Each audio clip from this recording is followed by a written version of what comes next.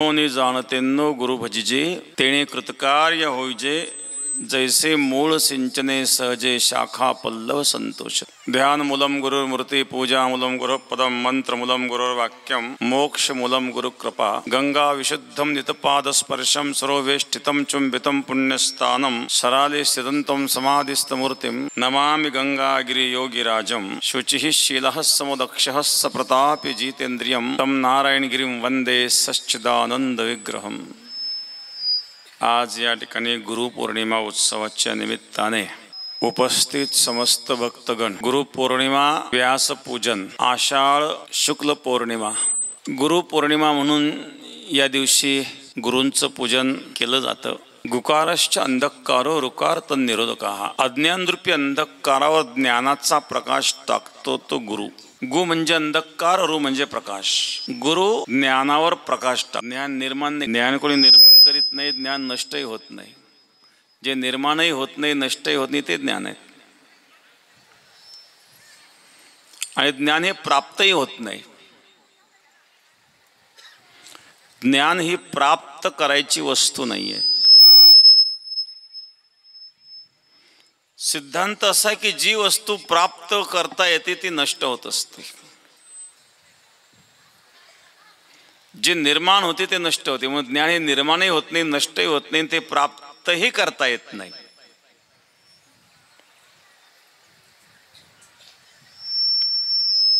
ते प्रगट होत असतं। प्रगट गुह्य बोले विश्व ब्रह्मची केले, ही प्रतीती आहेत। हे समस्त ही श्री वासुदेवो ऐसा प्रतीती रसाचा ओतला भावो मनोनी भक्ता माझी राहो ज्ञानिया तोची। कोण ज्ञानी, कोण भक्त? माऊली सांगतात मनोनी भक्ता माझी राहो आणि ज्ञानिया तोची। कोण? हे समस्त ही श्री वासुदेवो ऐसा प्रतीती रसाचा, अशी ज्याला प्रतीती आलेली आहे। इथं प्रतीती रसाचा ओतला भाव शब्द फार महत्वाचा आहे।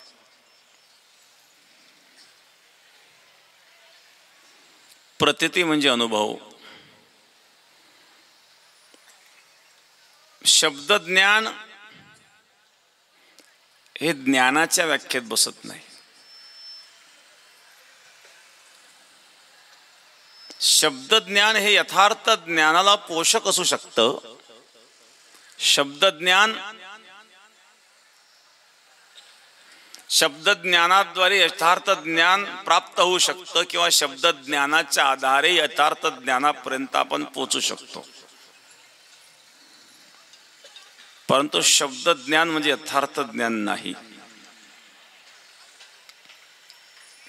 शब्द म्हणजे काय? अंतःकरणातील भावाचे घनीभूत रूप म्हणजे शब्द। शब्द म्हणजे काय? अंतःकरणातील भाव घनीभूत रूपाने त्या ठिकाणी शब्दाच्या रूपाने व्यक्त होतो। शब्दाच्या रूपाने भाव घनीभूत झालेला आहे। एखाद्या व्यक्तीने एखाद्या ग्रंथामध्ये आपले भाव व्यक्त केले शब्दाद्वारे, 100 वर्षानंतर कोणी ग्रंथ वाचला तर त्याचे भाव 100 वर्षानंतर त्याला कळाले। 100 वर्षापूर्वी ज्यांनी भाव व्यक्त केले होते ते, याचा अर्थ काय झाला? त्याचे भाव त्या ठिकाणी शब्दाच्या रूपाने घनीभूत झालेले आहेत। म्हणजे अंतःकरणातील घनीभूत रूप, अंतःकरणातील भावाचे घनीभूत रूप म्हणजे शब्द आहेत। आणि ज्ञान भाव अभाव याच्या पलीकडे आहे।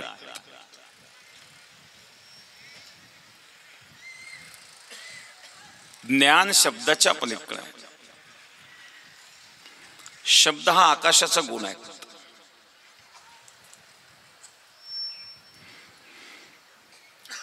शब्द आकाशाचा गुण आहे, स्पर्श वायूचा गुण आहे, रूप अग्नीचा गुण आहे, रस जलाचा गुण आहे आणि गंध पृथ्वीचा गुण आहे। शब्द आकाशाचा गुण आहे।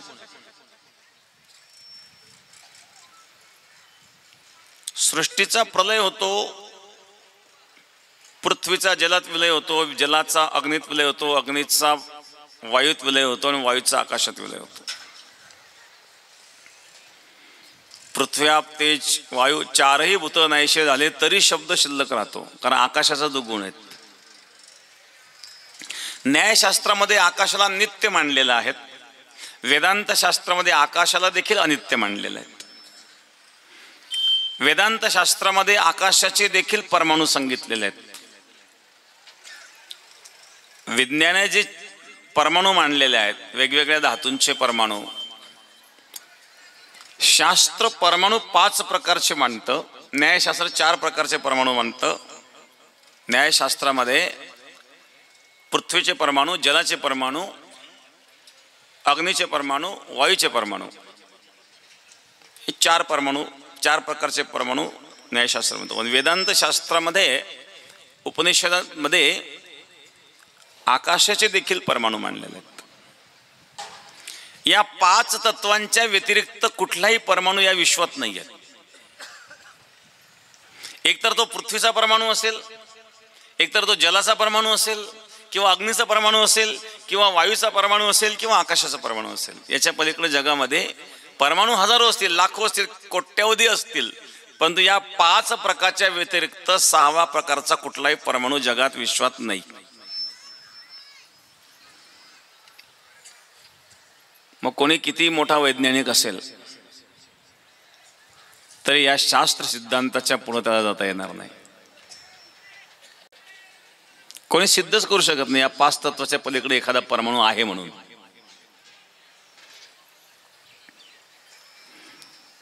तर वेदांत शास्त्रामध्ये आकाशाचे देखील परमाणू सांगितलेले, आकाशाची देखील निर्मिती सांगितलेली आहे. आकाशाने ज्याच्यामध्ये लपंडाव खेळावा असणारं जे परमतत्व आहे, परमात्मा आहेत,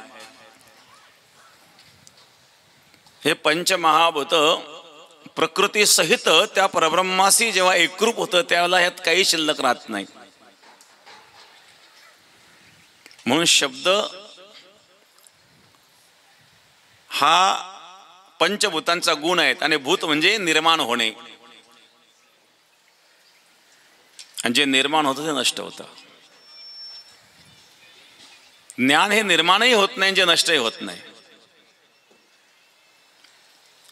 मग शब्द ज्ञान जर आपण प्राप्त केलं, प्राप्त झालेलं ज्ञान हे टिकेल असं काही नाही आहे. अभ्यास केला तुम्ही एखाद्या ग्रंथाचा, पाठांतर केले, श्लोक पाठ केले, काहींची बुद्धी तीव्र असते, हजारो श्लोक पाठ केले, ग्रंथाचे ग्रंथ कंठस्थ केले, त्याला आवृत्ती ठेवावी लागते. आवृत्ती नाही राहिली तर विसर पडतो. मग तुम्ही जेव्हा ज्ञान प्राप्त कराल, पण ज्ञान प्राप्त करण्याकरता खूप कष्ट मेहनत घेतलेली आहेत, आणि कष्ट मेहनत घेऊन तुम्ही ज्ञान प्राप्त केलं आहे. मग ज्ञान प्राप्त करताना सूक्ष्म अहंकार देखील आलेला आहे की इतरांपेक्षा मी ज्ञानी आहे, मी किती कष्ट घेतले आहेत, किती मेहनत घेतलेली आहे, किती अभंग पाठ केले, किती श्लोक पाठ केले, किती शास्त्रांचे सिद्धांत मी कंठस्थ केले. हे बाकीच्या लोकांना काय ज्ञान आहे? मी एवढं केलंय. म्हणजे काय झालं, ते ज्ञान प्राप्त करताना सूक्ष्म अहंकार त्याच्यामध्ये आलेला आहे. हळूहळू कालांतराने काय होतं, हळूहळू स्मृती कमी व्हायला लागते. स्मृती कमी व्हायला लागते, तुम्ही जे ज्ञान प्राप्त करते त्याचा विसर पडायला लागतो. ज्ञानाचा विसर पडायला लागतो, परंतु जो सूक्ष्म अहंकार तो वाढत चालतो. शेवटी ज्ञान अदृश्य होऊन जातं आणि अहंकार तर आणखी वाढत गेला. मग काय मिळालं त्यातून? तुका म्हणे नरकी घाले अभिमान, जरी होय ज्ञान गर्व ताठा. मग ते ज्ञान कल्याणाला कारण ठरलंच नाही ना, कारण ते शब्द ज्ञान आहे. साखर असा शब्द एखाद्या कागदावर आपण लिहिला आणि तो कागद चाटला म्हणजे गोड लागणार नाही. प्रत्यक्ष साखरेचा अनुभव हा वेगळा आहे आणि साखर शब्द वेगळा आहे. तसं ग्रंथाद्वारे प्राप्त केलेलं अध्ययन, अध्ययनातून प्राप्त केलेलं ज्ञान हे वेगळं आणि अनुभवजन्य ज्ञान वेगळं.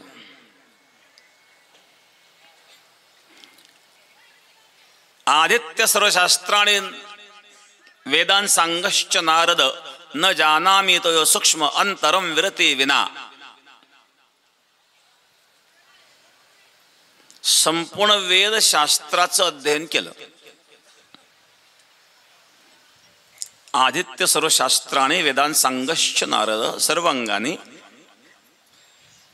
हे नारदजी न जानामी तो सूक्ष्म अंतरम विरते विना.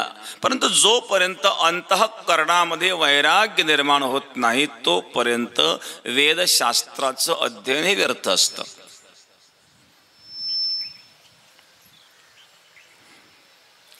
कारण वेदशास्त्राच्या अध्ययनातून वैराग्य निर्माण व्हायचं असतं, पण वैराग्य निर्माण झालं नाही याचा अर्थ ज्ञान व्यर्थ आहे. मग ते शब्द ज्ञानाने कुठं निर्माण झालं? ते बोलायला तर मग पोपटाला शिकवलं, पोपटही बोलतो. जे शब्द माणसं बोलतात ते शब्द पोपट बोलतात, पण त्या शब्दाचा अर्थ पोपटाला कळतो असं काही नाही.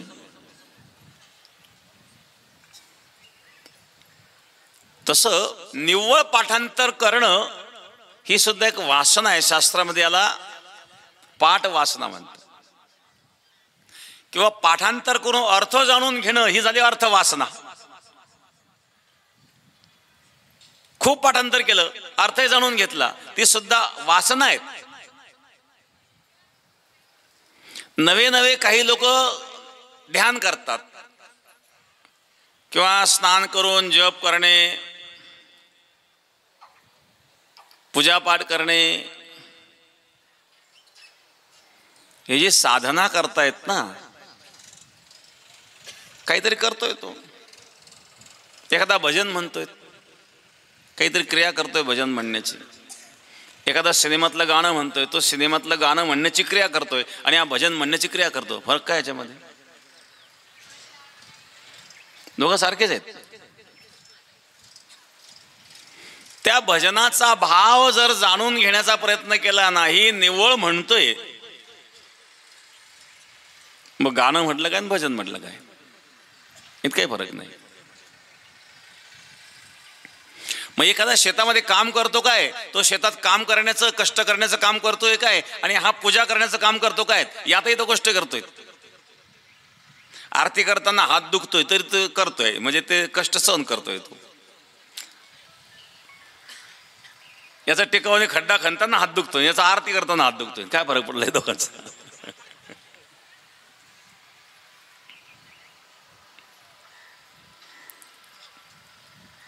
जोपर्यंत त्यातला भाव शोधणार नाही, त्यातलं रहस्य जाणण्याचा प्रयत्न करणार नाही, तोपर्यंत क्रिया ही निव्वळ क्रिया राहून जाते. शब्द सुद्धा, शब्द ज्ञान प्राप्त केलं, अर्थ ज्ञान प्राप्त केलं, कदाचित तुम्ही साधना करीत असाल, मग संत का सांगतात, साधने घालीती काळाची मुखी, गर्भवास शिकी न चुकती. नाना साधनांच्या केलिया खटपटा, परित्या नपवती याच्या दारवंठा. जाणो जाता जाणीव घाली आळफाटा, योगाभ्यासे सिद्धी रोधिता ती वाटा. हो, नाना साधनांच्या केलिया खटापटा, अनेक साधनं केली, परंतु त्या परमात्म्याच्या दारापर्यंत सुद्धा पोचता आलं नाही. साधने घाली ती काळाची मुखी, गर्भवास शेखी न चुकती. साधना करणारालाच भगवत प्राप्ती होते असं काही नाहीये. साधना काय हे कळणं गरजेचं. निष्काम भावनेने तुम्ही एखादं कार्य कराल तर ते साधनाच आहेत. असं काही नाही की एकांतात जाऊन साधना केली पाहिजे. याचा अर्थ एकांतात साधन करू नये असं नाही आहे.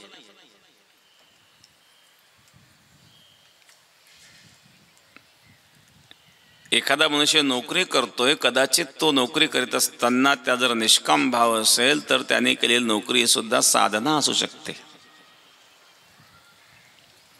भगवान अर्जुनाला सांगतात, अर्जुन यत् करोषि दशनासी यज्ञोषि ददासी यत् तपस्यस्य कौन्तेय तत्कुरुष्व मदर्पणम. तू जे काही करतो ते मला अर्पण कर. भगवंताला अर्पण करून स्वतःकडं अहमभाव सोडून जर ते कार्य केलं तर कुठलेही कार्य असेल तर ते साधना असते. मग एखादा पूजा करताना दिसतोय पण पूजा करीत असताना मन मात्र दुसरीकडेच आहे.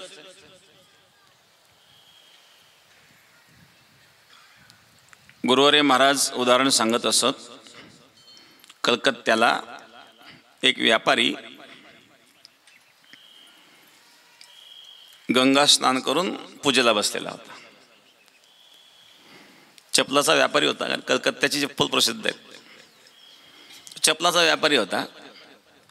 स्नान झालं आणि पूजा करायला तो बसलेला.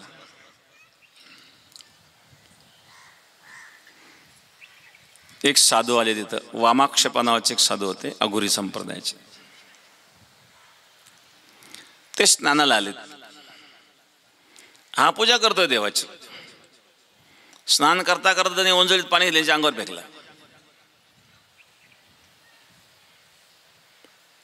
हा काही बोलला नाही, परत पाणी फेकलं. हा म्हणला, ओ महाराज, माझ्या अंगावर पाणी का फेकता तुम्ही? हे तुमचं काय बिघडवलं? परत हसायला लागून परत पाणी फेकलं. तुम्हाला काही कळतं का नाही? तुम्ही एक साधू आहेत, मी इथं स्नान केलं, देवाची पूजा करतोय, तुम्ही माझ्या अंगावर पाणी फेकताय. काही बुद्धी आहे का नाही तुम्हाला? ते परत हसायला लागले, परत पाणी फेकलं. काय माणूस आहे म्हणले, मला माझी पूजा तर करू दे. साधू म्हणलं, तू पूजा करतोय का चपलाचे जोडे खरेदी करतोय? कारण पूजा करीत असताना त्याच्या मनामध्ये असे विचार चालू होते की कोणत्या दुकानात चांगल्या क्वालिटीच्या चपला कमीत कमी किमतीत मिळतील, हा विचार तो करीत होता आणि शहराने पूजा करीत होता. असं म्हटल्यावर तो व्यापारी तर चकला. आपल्या मनातलं ह्या बाबाला कसं आहे कळलं की त्या मनात चालू होतं ते की चांगल्या क्वालिटी चप्पल कुठं मिळेल, देवाची पूजा करतोय. याचा अर्थ ती पूजा झालीच नाही. कबीर महाराज सांगतात, माला तो कर्मे फिरे जिभ फिरे मुख माही, मनवा तो चहुदिस फिरे यह तो सुमिरन नाही. माला तो कर्मे फिरे जिभ फिरे मुख माही. माळेचे मणी हातात फिरतायत, मुखात जीभ फिरत आहेत, परंतु मनवा तो चहुदिस फिरे, मन चौकळे फिरतायत. यह तो सुमिरन नाही. याला चिंतन, नाला स्मरण म्हणत नाही.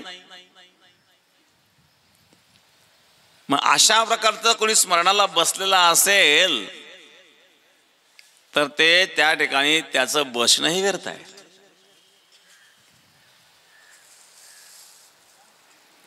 म्हणून केवळ क्रियेवरून आपल्याला ते कळत नाही. माणसं केवळ क्रियेवरून कळत नसतात,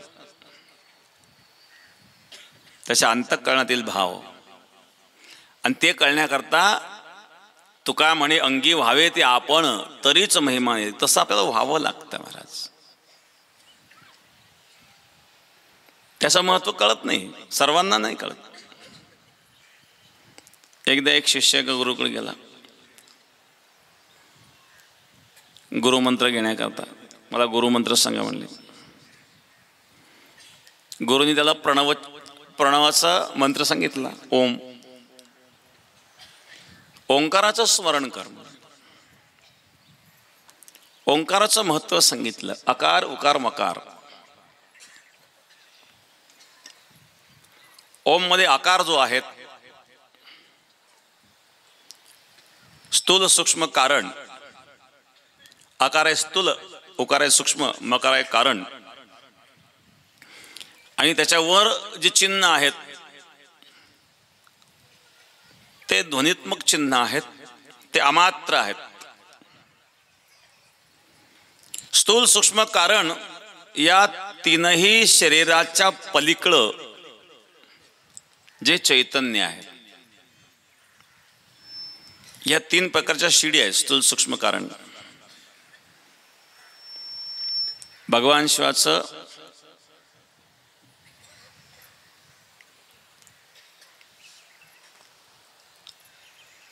एक नाव आहे त्रिपुरारी.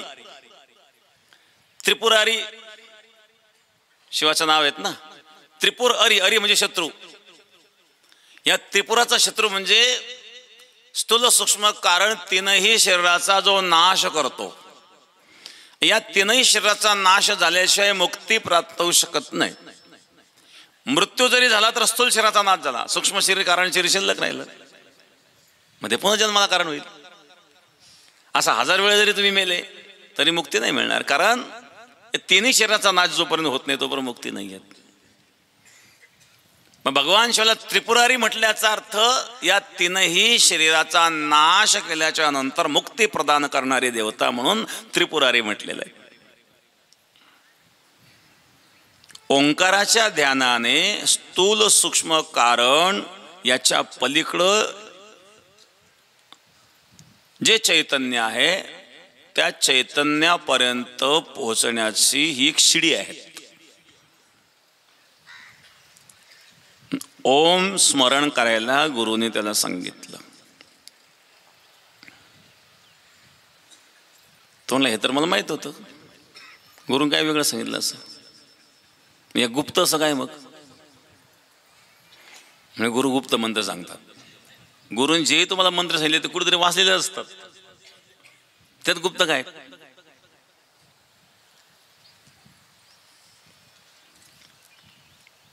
तो मला फसवलं म्हणे, काही सांगतात म्हणजे मी तर अनेक ठिकाणी वाचलेलं आहेत. ओम जप करायला सांगितलं म्हणजे काही वेगळं काय सांगितलं नाही, गुप्त मंत्र आहेत. हा तुला सांगतो, मी कोणाला सांगितलं तुला सांगतो, याच्यापूर्वी वाचलंय म्हणे.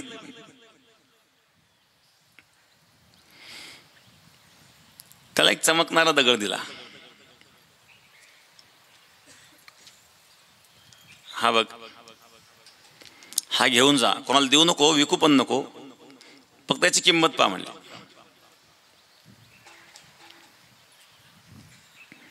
गेलो तो बाजारामध्ये, एक भाजीपाला विकणारे विचारलं याची काय किंमत देणार तुम्ही. त्यांनी मला फार सुंदर चमकणारा दगड दिसतो म्हणल्या.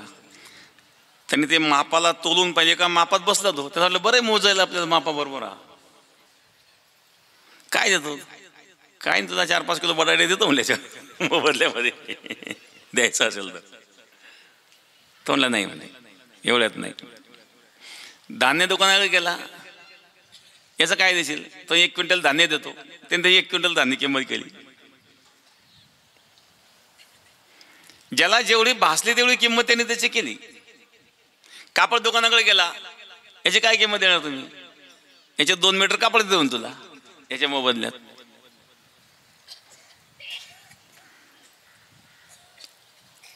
त्यानंतर तो जवाहिराकडे गेला. जवाहिराकडे गेल्यानंतर पाहिलं की जवाहिराने सांगितलं हा खूप मोठा मौल्यवान हिरा आहे म्हणल्या. पण हा तुझ्याकडे कसा आला म्हणले. हा 2च व्यक्तींकडे असू शकतो, 3 व्यक्तींकडे हा असू शकतो. एक तर हा राजाकडे असू शकतो, दुसरे चोराकडे असू शकतो, कारण त्यांनी जर राजाकडे चोरी केली असली तर. तिसरं एखाद्या महात्म्याला जर कोणत्या राजाने दान दिलं असेल तर त्याच्याकडे असू शकतो. तू सांग, हा मणी तो साधारण दगड, त्याला ओबडधोबड होता, परंतु तो साधारण दगड नव्हता, तो फार मौल्यवान हिरा होता. त्याला आकार दिलेला नव्हता फक्त, म्हणून दिसायला तो ओबडधोबड दिसायचा. तो जवाहीर म्हणला तू एखाद्या राजाकडे चोरी केली का काय, तुझी तक्रार करावं लागेल म्हणले. तुझ्याकडे आला कसा सांग. त्याने सांगितलं मला माझ्या सद्गुरू महाराजांनी दिला. तो म्हणला हा मी तर तेच सांगत होतो. एकतर कोणीतरी साधूकडे हा असू शकतो की एखाद्या राजाने त्याला दान दिलेला असू शकतो गुरुदक्षिणा म्हणून, किंवा एखाद्या चोराकडे असू शकतो किंवा राजाकडे असू शकतो. कारण हा इतका मौल्यवान आहे की याची किंमत मी करू शकत नाही. माझं सगळं दुकान जरी देऊन टाकलं तरी याची किंमत नाही होणार म्हणलं.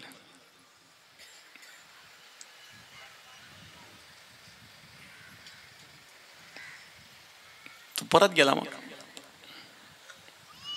विचारलं काय किंमत आहे याची, ठरवली की तू किंमत. म्हणजे प्रत्येकाने वेगवेगळी किंमत सांगितली. पण जवाहिराकडे गेलो, जवाहिराने सांगितलं याची किंमत मी करू शकत नाही. याचा अर्थ काय झाला, ज्याला जिथपर्यंत कळालं तिथपर्यंत त्यांनी त्याची किंमत केली. जवाहरीने सांगितलं मी याची किंमत करू शकत नाही, कारण त्याने खरोखर जाणलं त्याला. तसं सद्गुरूंनी दिलेला मंत्र आहेत, ज्याला जेवढी काही किंमत कळाली तेवढंच तो जाणू शकतो, त्याच्या पलीकडे नाही जाणू शकत. सांगितलं हा जो हिरा आहे तू एवढ्या लोकांना दाखवला तरी सुद्धा गुप्त आहे, कारण याची किंमत कोणालाच कळाली म्हणजे गुप्त आहे. त्यामुळे सद्गुरूंनी दिलेला मंत्र हा अनेक ठिकाणी तुम्ही जरी वाचलेला असेल तरी त्याचं महत्व सद्गुरूंशिवाय कोणाला कळू शकत नाही, आणि म्हणून तो गुप्तच आहे. दिसायला जरी तुम्ही अनेक ठिकाणी असेल, तुम्ही अनेक ठिकाणी ऐकलेला असेल, तरी त्याची गुप्तता जशीची तशीच असते.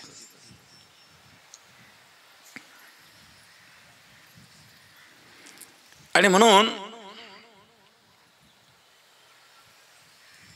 महत्व जे असतं, जसं तुकाराम महाराज सांगतात, तुझ्या नामाचा महिमा तुझ न कळे मेघश्यामा. तुका म्हणे आम्हा जन्मगोड याजसाठी तुझ्या नामाचा महिमा तुला कळणार नाही. गाईच्या दुधाचा आस्वाद गायला नाही, तो वासराला आहे. तसं भक्ताचा महिमा, भक्तीचा महिमा, यथार्थ भक्ती अंतःकरणामध्ये वृद्धिंगत झाल्याच्या नंतर त्याला कळते. हे शब्दज्ञानाने कळत नाही, हा शब्दज्ञानाचा विषय नाही आहे,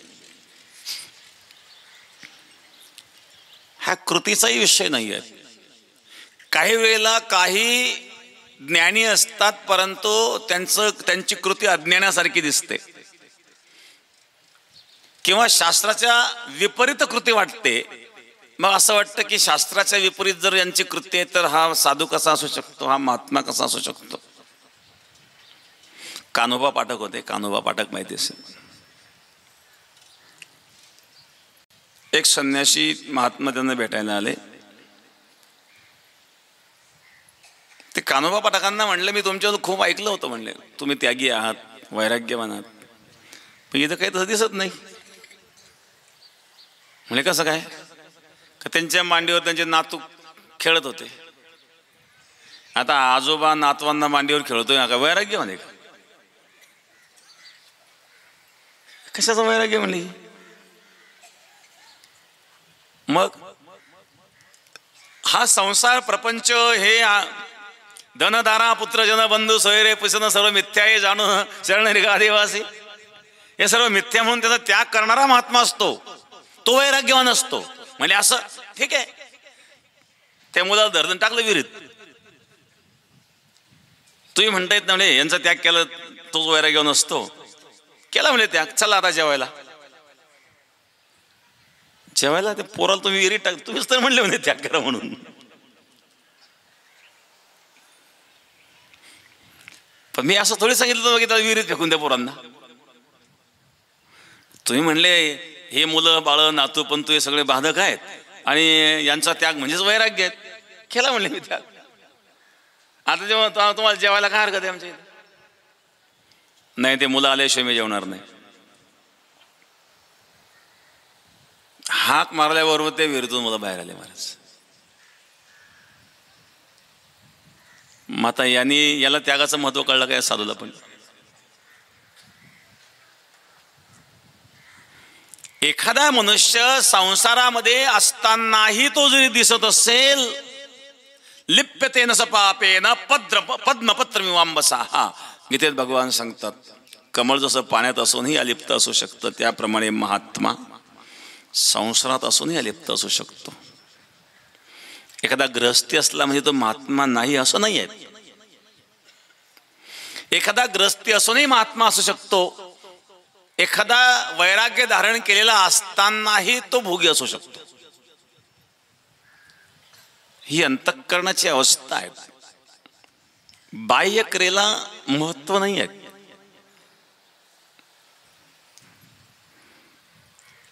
आणि म्हणून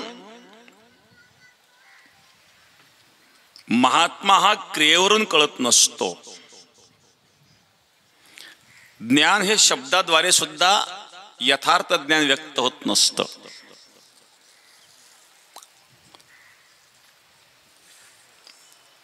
सुकरात म्हणून एक संत होते, सॉक्रेटिस ज्यांचं नाव होतं. वेदांत तत्ववेत्ते होते. वेदांताच्या सिद्धांताकरता ज्यांनी सर्वस्व समर्पित केलेलं होतं. काही नास्तिकांनी त्यांना विष घालून मारलेलं आहे.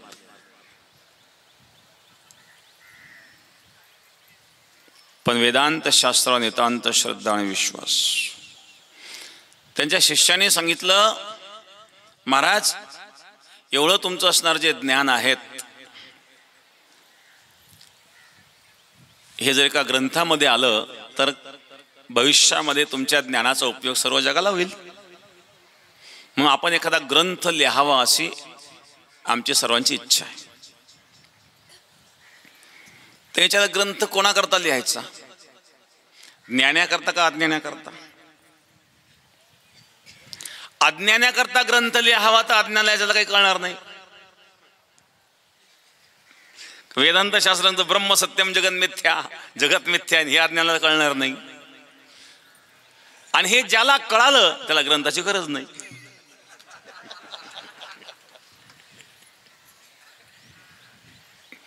अज्ञानाकरता ग्रंथ लिहावा तर अज्ञानाला कळणार नाही. आणि ज्याला कळतं त्याच्याकरता लिहावं, ज्याला कळतं त्याला गरज नाही. मी लिहू कशा करता? मग असे एकापेक्षा एक महात्मे होऊन गेले. आणि म्हणून त्यांचा एक शिष्य होऊन गेला अफलातून. अफलातून हा सॉक्रेटिसचा शिष्य होता. काही संत अफलातून होऊन गेलेत.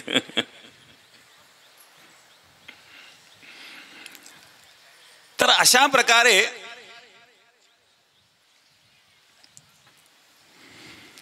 सद्गुरूंचं महत्व कुठे आहे? काय? शब्दज्ञानाद्वारे जे ज्ञान तुम्ही प्राप्त करीत आहात ते यथार्थ ज्ञान नाही आहेत. कदाचित यथार्थ ज्ञानाला ते पोषक असू शकतं. यथार्थ ज्ञान प्राप्त करण्याकरिता सहाय्यक असू शकतं. हे ज्ञान सद्गुरूंच्या कृपेने प्रगट होत असतं आणि ते अंतरंगातून प्रगट होत असतं. त्याकरता सद्गुरूंच्या कृपेची आवश्यकता असते. आणि म्हणून अशा प्रकारे सद्गुरू हे शिष्यांवर कृपा करतात. कृपा वेगवेगळ्या पद्धतीने केल्या जातात. वेगवेगळ्या पद्धतीने मार्गदर्शन. त्याचे एका ठिकाणी 12 प्रकार सांगितलेले आहेत. मार्गदर्शक गुरु, पृच्छक गुरु, दोष विसर्जक गुरु, चंदन गुरु, विचार गुरु, अनुग्रह गुरु, स्पर्श गुरु, वात्सल्य गुरु, कूर्म गुरु, चंद्र गुरु, दर्पण गुरु, क्रौंच गुरु. हे 12 प्रकार सांगितले. एक मार्गदर्शक गुरु, शिष्यांना वेगवेगळ्या पद्धतीनं त्यांच्या अधिकाराप्रमाणे मार्गदर्शन करतात. मार्गदर्शन हे अधिकारानुसार करावं लागतं. प्रत्येकाला सारखंच मार्गदर्शन नाही. ज्याची जशी योग्यता असेल, ज्याची जशी क्षमता असेल त्यानुसार त्याला मार्गदर्शन केलं जातं. पृच्छक गुरु म्हणजे स्वतः प्रश्न उपस्थित करून, प्रश्न विचारून, त्या प्रश्नाचं खंडन करून. कारण बघा, एक तर प्रश्न आपल्याला निर्माण झाला पाहिजे. प्रश्न निर्माण झाला तर प्रश्नाचं उत्तर. पण काहींना प्रश्न निर्माणच होत नाही. मग त्याच्याकरता प्रश्न निर्माण करून त्याला उत्तर द्यावं लागेल. प्रश्न निर्माण व्हावा. प्रश्न निर्माण म्हणजे जिज्ञासा. पण जिज्ञासा जर निर्माण होत नसेल तर जिज्ञासा निर्माण करून त्याला उपदेश करण्यात. हो,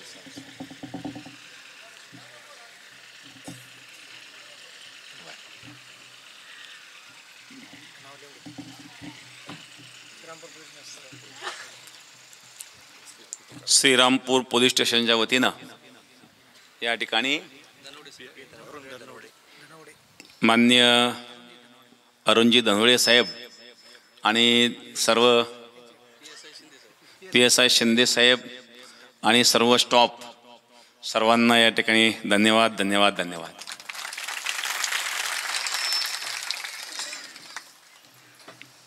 इथं स्टेजवर उपस्थित मान्यवर, माननीय माजी आमदार भाऊसाहेब पाटील चिकडगावकर ज्यांची आजची पंगत आहेत, मी बाबासाहेब पाटील जगताप, संजय पाटील बोरनारे, डॉक्टर राजेंद्र डोंगरे, बाबासाहेब पाटील चिडे, राजेंद्र पाटील मगर, सुनील पाटील रक्टे, दिनकर बापू पवार, भागीरथदादा मगर, राजेंद्र पाटील साळुंके, पत्रकार भाऊसाहेब काळे, गौरव धामणे आणि उपस्थित आणि आणखी उपस्थित असणारे सर्व मान्यवर. स्वतः प्रश्न निर्माण करून, एक तर प्रश्न निर्माण झालेला ज्यांनी प्रश्न विचारला त्यालाच उत्तर द्यावं असं शास्त्र सांगतं. पण एखादा आंधळा रस्त्याने चालला पुढे खड्डा आहेत, तो कुठे विचारणार आहे तुम्हाला? तो आंधळाच आहे, त्याला सांगावं लागेल ना खड्डे म्हणून. तसं आता एखाद्याला जिज्ञासा, एक त्याच्यामध्ये भाव निर्माण झालेला जिज्ञासा आहे, परंतु प्रश्न निर्माण जर झाला नसेल तर स्वतः प्रश्न निर्माण करून त्याचं उत्तर देऊन, संकेत देऊन त्याला यथार्थ ज्ञानाच्या मार्गाला लावणारा याला पृच्छक गुरु असं म्हणतात. तिसरे दोष विसर्जक गुरु.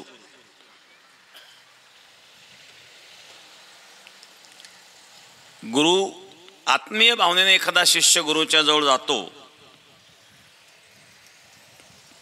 त्याच्यामध्ये काही दोष असू शकतात. दोष असतात म्हणून तर साधनेची गरज आहे, म्हणून तर साधूची गरज आहे. मुक्ताबाई ताटीच्या अभंगामध्ये सांगतात, योगी पावन मनाचा साहे अपराध जनाचा, विश्व रागे झाले वन्य संती सुखे व्हावे पाणी. विश्व जर रागाने अग्नी झालं तर साधूने पाणी व्हावं, कारण पाण्याने अग्नी विझतो. जगामध्ये जर सगळेच सज्जन असतील तर साधूची गरज काय? मग दुर्जनाला सन्मार्गाला लावण्याकरता संत असतात, त्याच्याकरता सद्गुरू असतात.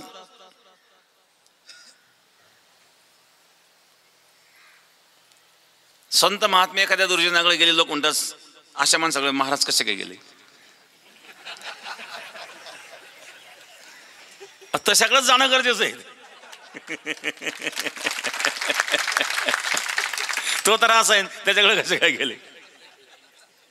सज्जन तर सज्जनच आहे, सज्जनाकडे गेलं काय नाही गेलं काय, तो सज्जनपणाने वागणार आहेत.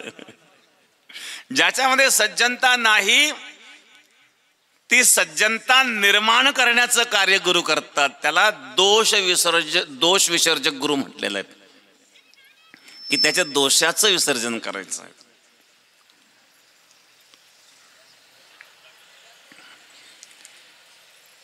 चंदन गुरु, चंदनाप्रमाणे, ज्याप्रमाणे चंदनाच्या सान्निध्यामध्ये इतर वृक्ष सुद्धा चंदन बनतात, चंदनासारखे सुगंधी बनतात.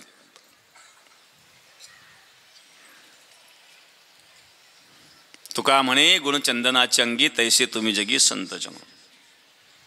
स्वतः झिजून दुसऱ्याला सुगंध देणारं चंदन असतं, त्याप्रमाणे जगाकरता ज्यांनी सर्वस्व समर्पित केलेलं आहे, कष्ट करून मेहनत घेऊन या ज्ञानाचा सुगंध जगापर्यंत पोहोचवण्याचं कार्य संत सद्गुरू करतात. आणि तो ज्ञानाचा सुगंध कधी न संपणारा असतो.